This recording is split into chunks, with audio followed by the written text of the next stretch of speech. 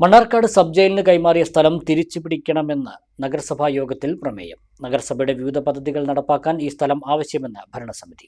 വിയോജനക്കുറിപ്പ് അറിയിച്ച് CPM കൗൺസിലർമാർ. കാഞ്ഞിരപ്പുഴ ജലസേചന വകുപ്പിന്റെ ഉടമസ്ഥതയിലുള്ള 4.5 ഏക്കർ സ്ഥലമാണ് കഴിഞ്ഞ സർക്കാരിന്റെ കാലത്ത് ജയിൽ വകുപ്പിന് കൈമാറിയത്. ജയിൽ വകുപ്പ് സ്ഥലം 1 കോടിയിലേറെ രൂപ ചെലവിൽ ചുറ്റുമതിലും കമ്പിവേലിയും സ്ഥാപിച്ചിരുന്നു. സബ് ജയിൽ കെട്ടിടം നിർമ്മിക്കാനുള്ള നടപടികളുമായി ജയിൽ വകുപ്പ് ഏറെ മുന്നോട്ടു പോയിരുന്നു. സ്ഥലം അനുവദിച്ച സമയത്ത് നഗരസഭയിലെ UDF ഭരണസമിതി എതിർപ്പ് അറിയിച്ചിരുന്നതാണ്. നഗരസഭയിലെ സ്റ്റേഡിയം, ഭൂരഹിതർക്കുള്ള ഭവന പദ്ധതി, മാലിന്യ സംസ്കരണ പ്ലാന്റ് തുടങ്ങി നിരവധി പദ്ധതികൾ സ്ഥലമില്ലാത്തതിന്റെ പേരിൽ മുടങ്ങിക്കിടക്കുന്നുണ്ട്.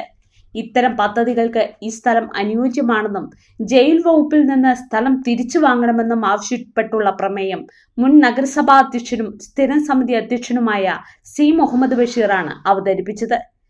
കൗൺസിൽ യോഗത്തിൽ CPM കൗൺസിലർമാർ മൗനം പാലിച്ചെങ്കിലും പിന്നീട് വിഷയത്തിൽ വിയോജനക്കുറിപ്പ് അറിയിക്കാൻ തീരുമാനിക്കുകയായിരുന്നു.